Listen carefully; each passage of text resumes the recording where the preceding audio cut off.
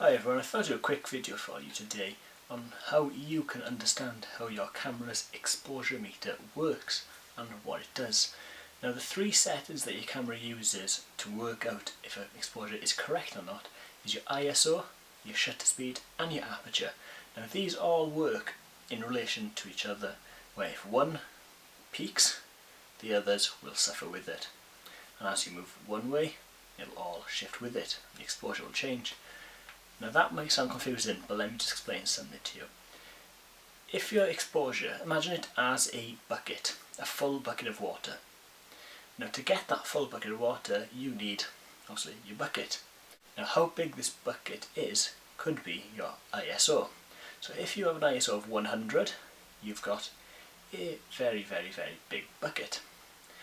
And if you have an ISO of 6400 or 12800, some cameras do, you've got a very, very small bucket. Now that might sound a bit weird, bear with me.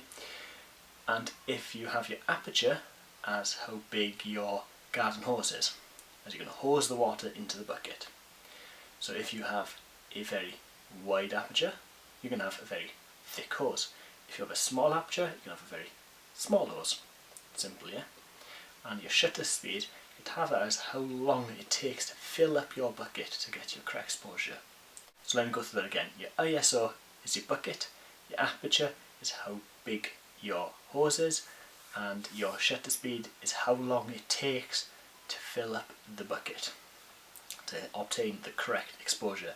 So for example, if you have an ISO of 100, that's going to be a very, very, very big bucket.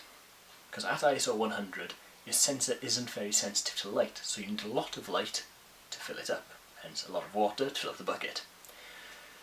And if you have your aperture of say 1.8, which is very, very wide, you have a big hose, so it's not really going to take that long to fill up your bucket because you've got your massive hose. So let's say you have a shutter speed of 1/60th of a second to go with your very wide aperture, you're going to fill the bucket in no time and get your correct exposure.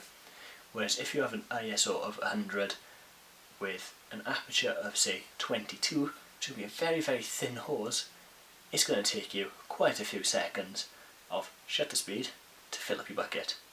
Do you understand? Whereas if on the other end of the scale you've got an ISO of 6400, which is very, very sensitive to light, well, I wouldn't even use it, but it's best used in nighttime shots or in very dark environments to try and brighten up your image. It gets very grainy though, so don't bother. But anyway, 6400, that's a very small bucket, and then add your very wide aperture, it's going to take you no time at all to fill it. You know, obviously in night it does take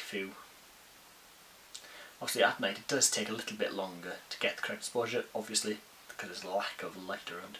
So you might be looking at maybe 1/25th of a second or so. So I hope that video cleared things up. It probably did, it's probably made you more confused. Another way to think of your ISO, aperture and shutter speed, the way I used is thinking of, in a theatre, the curtains that open and close.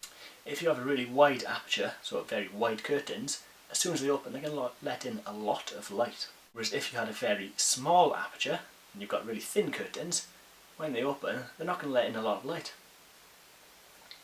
Add that with the shutter speed. How long are the curtains going to be open for to let the light pass? Is it going to be 1/125th, or is it going to be 1/60th second, or is it going to be seconds open? And then your ISO would be how sensitive your stage is to the light. Well, I hope that cleared things up. I really doubt it. I've confused myself. But thanks for watching. See you in the next video.